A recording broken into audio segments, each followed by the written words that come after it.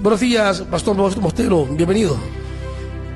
Buenos días, Marcel, buenos días, qué privilegio de poder estar aquí, poder conversar con la ciudadanía esmeraldeña y poder hacer un análisis sencillo, transparente. ¿Qué puede plantearse en el país para que los temas profundos, temas de seguridad, temas de salud, temas de empleo, puedan ya ser abordados con fuerza por parte del gobierno? Hay un impacto en un análisis, una sorpresa de que toda la consulta, todo lo que se consultó, salió negativo. No. Y esto nos permite a nosotros, y le debe permitir, y lo debe obligar al gobierno a hacer un análisis crítico de la situación. A partir de ahí, darnos cuenta qué es lo que más le interesa, qué es lo que más le importa, qué es lo que necesita la ciudadanía, qué es lo que el pueblo está pidiendo a grito. Aunque contradictoriamente de las cosas que están pidiendo a grito, pues la actitud nuestra como ciudadanos parece ser que no estamos conscientes de que habían preguntas, casi todas clave, para poder tener una respuesta precisamente a lo que la ciudadanía está demandando. Se demanda empleo. Ahora, ¿cómo puede haber empleo? ¿Cómo se puede acrecentar la productividad en nuestra provincia a nivel nacional si la inseguridad es el pan nuestro de cada día?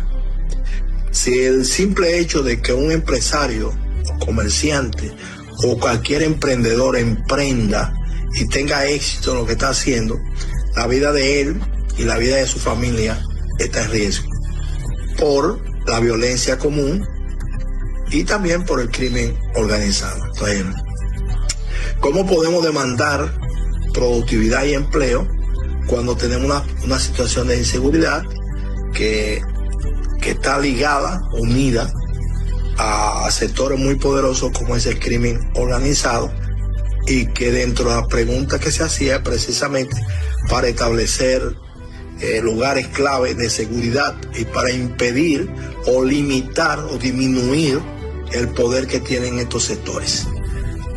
Otra cosa que se pudo notar es que la gente está muy disgustada con relación al estado en que se encuentran los hospitales y que no tienen medicamentos. Pero tenemos que ser justos en nuestro análisis. No es un problema de gobierno, es heredado, pero la gente demanda respuesta. Otra cosa es el estado en que se encuentra la educación, salud, educación, empleo y la inseguridad que cada día, después de que se había controlado, cada día está en una situación incontrolable. Esas cuatro aristas, si se puede decir, están ahí, pero no creo que fueron fundamentalmente lo que dio origen a una respuesta del pueblo. Me parece que quienes nos gobiernan y quienes están en el poder y el movimiento político que sustenta a quienes nos gobiernan no están conectados con la gente. No hay liderazgo que se conecte con la gente, y la mentira, la noticia falsa, los rumores terminan a través de las redes sociales intimidando a la gente. Hubo mucha mentira, distorsión de información, distorsión en todo lo que se maneja en las redes sociales, y esto terminó atemorizando a un pueblo que no tiene una orientación clara y no tiene un liderazgo político muy claro.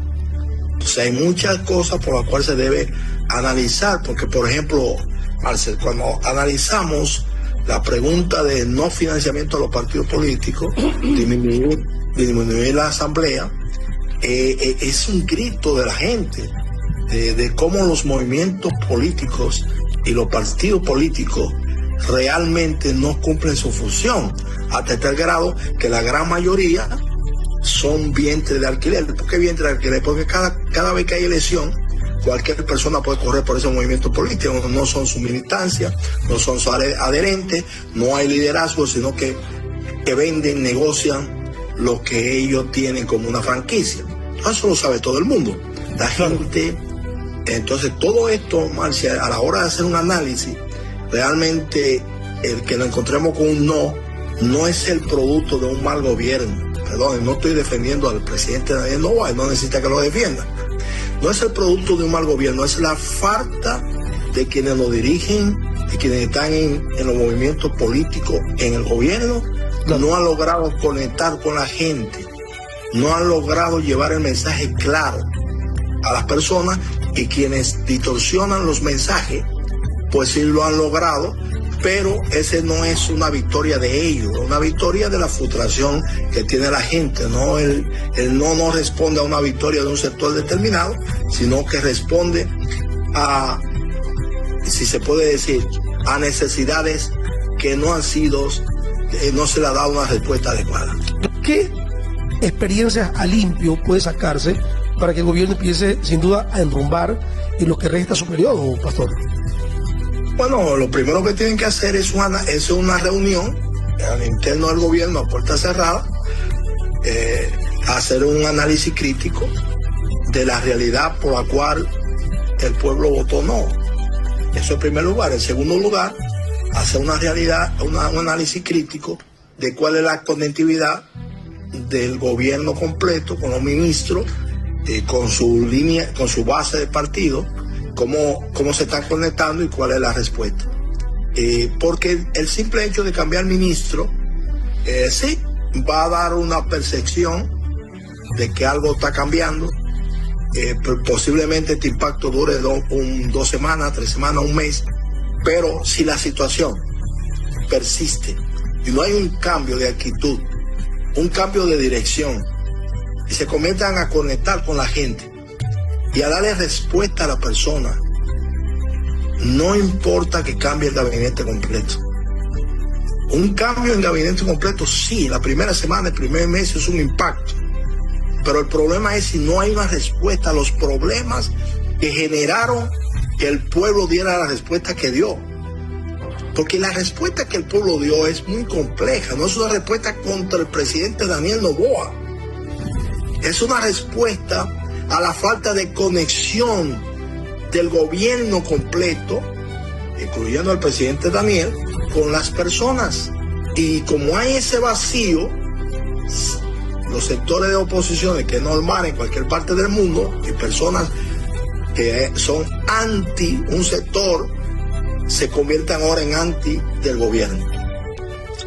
Y esto es muy interesante, se debe analizar profundamente. Mira, hay cosas que muchas veces no las queremos decir, porque nos tildan o nos ponen en un lugar, pero hay que decirla para que exista un cambio de actitud, un cambio en la dirección, un manejo. Por ejemplo, en la última vez que estuvo el señor presidente aquí en Esmeraldas, yo estuve dentro de las 20 personas, era el número 9, que estaba sentado ahí, muy cerca del presidente. El señor presidente llegó, habló unos 20 minutos, muy buen mensaje. Por la misma se fue, no habló con nadie. Yo tenía para entregarle un libro y saludarlo, y yo estando dentro de las 12 personas cerca de él, ni lo pude saludar ni le pude entregar el libro. Entonces, ojo con esto, Si tú estás en ese nivel y no puedes conectar con el presidente, ni siquiera con un saludo, yo te pregunto, esas miles de personas que estuvieron ahí, ¿qué impresión se llevan? El problema no es de actuación del presidente, es la falta de conexión. Eso es el presidente. Eso mismo pasa con los ministros, eso mismo pasa con los que dirigen el movimiento político en todas las provincias, incluyendo aquí en Esmeraldas. No se conectan con la gente. Como no tienen una conexión con la gente, no saben lo que piensa la gente, y las personas terminan dando un voto de castigo, porque sienten primero que sus necesidades están ahí, a nadie le importa, y no hay una respuesta, y no hay liderazgo. Entonces, cuando tú haces ese análisis profundo, te lo digo con mucha sinceridad, claro, es confusa la cosa, porque vamos a decir que la gente no estaba de acuerdo que cambiemos la Constitución, perfecto, pero yo te aseguro que el 90% de las personas estaba de acuerdo que a los partidos políticos les quiten financiamiento, estaban de acuerdo, por lo menos en palabras, estaban de acuerdo que se reduzca la asamblea por la popularidad que ha mantenido la asamblea antes del presidente Daniel a 3, 4, hasta un 2% se habla de aceptación. Entonces, si hemos llegado a esos niveles, claro, lo más lógico es que esa pregunta hubiera sido sí. Entonces, ¿por qué fue todo no? Porque hay una frustración colectiva, producto de un mal gobierno, no producto de un mal gobierno, por falta de conectividad con la ciudadanía. ¿Cómo subsanar, por ejemplo, las heridas internas para poder atender las demandas de un Ecuador que lo que requiere es unidad, primeramente, de quienes gobiernan, y segundo, la unidad del pueblo ecuatoriano para hacerle frente a flagelos como la inseguridad, la falta de empleo, la falta de educación, la falta de bienestar en cuanto a salud se refiere, Pastor? Estamos en una situación muy compleja, muy difícil, con un presidente con una voluntad política, un anhelo de traer un bienestar al país. Eso es innegable. Pero cuando tú te das cuenta, oye, Marcia, que para el año que viene, los organismos internacionales están haciendo un análisis que Ecuador tendrá 16.000 millones de dólares en déficit. Oye, Marcia, están hablando de cifras muy fuertes. Están hablando de acumulado, por cierto, acumulado. Están hablando, hay quienes hablan de 6.000 millones. Hay otros que se van más lejos. Entonces, si tú tienes esa realidad, ese panorama real, es que no hay una forma de aumentar la productividad, atacar el desempleo, porque la inseguridad impide que se produzca eso. Que no hay una forma lógica, concreta, que se vislumbre en el panorama, que el problema de la falta de medicamentos en los hospitales y los servicios mejoren, que no va a mejorar las condiciones de la educación. No estoy diciendo que no lo puede lograr el presidente, es lo que se ve, es lo que se ve. Y con un debilitamiento en su movimiento político que lo llevó al poder, porque hay que ser justo en el análisis. ¿Cuántas de esas personas a nivel nacional que llevaron al presidente al poder, porque lo llevaron, ellos fue lo que votaron, hoy están su dirigente máximo con liderazgo o no en cargo público para responder a su militancia? Muy poco. Porque hay personas que no tienen nada que ver ni con los movimientos políticos, ni con la base del partido, y están en puestos clave. Esa gente no van a responder, al contrario, golpean a los que hemos apoyado al presidente. No persiguen a los que han apoyado al presidente, a los que hemos apoyado al presidente. Entonces uno termina diciendo, ¿y para qué? ¿Para qué voy a apoyar? ¿Para qué voy a seguir? Porque es que es ilógico lo que está pasando. Todos partidos políticos o movimientos políticos que llegan al poder tienen que gobernar con su gente. Si va a fracasar, que fracase con su gente. Pero poner personas en los ministerios que no responden a la base y al movimiento político es peligroso, porque esas personas van a nombrar en los puestos clave a sus amigos, a su familia. Y esa gente que están ahí no van a responder a nadie porque se sienten todopoderosos. Yo lo he experimentado en las oficinas públicas. Hay trabajadores del sector público que se creen que son dueños de la administración pública, golpean a todo el mundo, le hablan mal a todo el mundo. No le importa dar el servicio porque están ahí y se creen muy apoyados. No tienen ni siquiera la conciencia de que los empleados públicos están para servir. Entonces yo creo que por ahí debe ir el presidente analizando su situación interna. Porque la situación económica del país es muy seria y necesita soluciones fuertes. Tenemos un presidente con carácter, indudablemente que sí, pero está desconectado de la gente.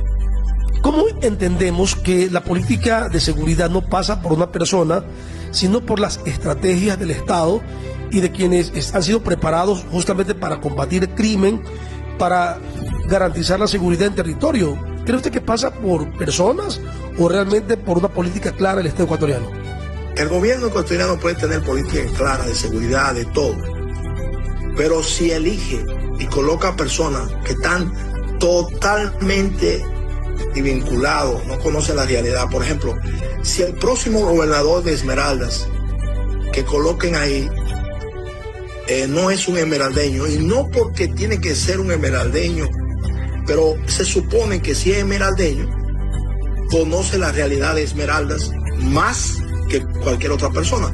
Pero si traen una persona que no es de Esmeraldas, que no conoce la idiosincrasia de los esmeraldeños, que no conoce, no ha vivido en carne propia los problemas de Esmeraldas, por más iluminado que sea, no va a poder resolver los problemas de la provincia. Simplemente va a tratar de aplicar la política del gobierno, que no son malas, pero sin un conocimiento exacto. Si, por ejemplo, acaban de nombrar a alguien en Los Ríos, que había que investigar si esa persona ha vivido en Los Ríos, conoce Los Ríos, sabe la idiosincrasia de Los Ríos, conoce y tiene idea clara de quiénes son los sectores que están ligados al crimen organizado, a la violencia común. Tiene idea clara, porque ha vivido ahí. Cuando uno vive en un lugar, uno por lo menos quizás no tenga todo el conocimiento profundo de la realidad, pero tiene un conocimiento primario de la realidad que estando en un puesto político puede acrecentar, agudizar ese conocimiento e implementar medidas que realmente sean efectivas. Yo creo que ahí es donde están las cosas.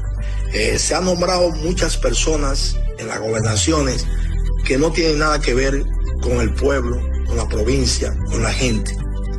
Y simplemente llegan allí y siguen desconectados. Es la falta de conectividad con la gente. Cuando es un esmeraldeño, cuando hablo de esmeraldeño me refiero a una persona que conoce la realidad, se le facilita el trabajo ahora con el poder y la inteligencia que va a tener en su mano. Pero si la persona que llega ahí, desvinculado al movimiento político, de la base, no conoce la idiosincrasia, no conoce la realidad, perdona tú, ¿qué puede hacer? Hoy estamos cumpliendo 178 años de provincialización. ¿Qué mensaje le damos a la provincia? En primer lugar, que estos 178 años nos permitan a todos nosotros, los ciudadanos de esta provincia, que amamos esta provincia, entender que aunque analizar el pasado bueno para enmendar el futuro, no nos podemos quedar en la comparación de un pasado que no nos ha beneficiado. Es cierto, debemos analizar el pasado para poder enmendar hacia o proyectar un caminar hacia un futuro mejor. En estos 178 años deberíamos entender que aunque hay muchas cosas que tenemos que alcanzar que no le hemos alcanzado, no es menos cierto que no estamos estancados desde el principio atrás, sino que hemos venido mejorando, progresando, aunque el progreso y las mejoras parecieran que no existieran, pero hemos caminado un gran estrecho, hemos caminado un gran camino y no podemos perder la fe. No podemos perder la fe en que el presente servirá para transformar el mañana, para tener un mañana mejor. Y yo estoy seguro que lo vamos a lograr. Ahora, las voces como mi caso y otras voces, no nos podemos callar por la crítica de quienes quieren que nos callemos, de quienes quieren que seamos cómplices de la falta de progreso, la falta de desarrollo, de poder pensar en las personas más vulnerables, no cambiar mi situación yo, sino cambiar la situación de todos nuestros ciudadanos. No estamos tan mal como pensamos, pero no estamos tan bien como predicamos. Necesitamos urgentemente un cambio de dirección, de practicidad, y que la focalización esté en un desarrollo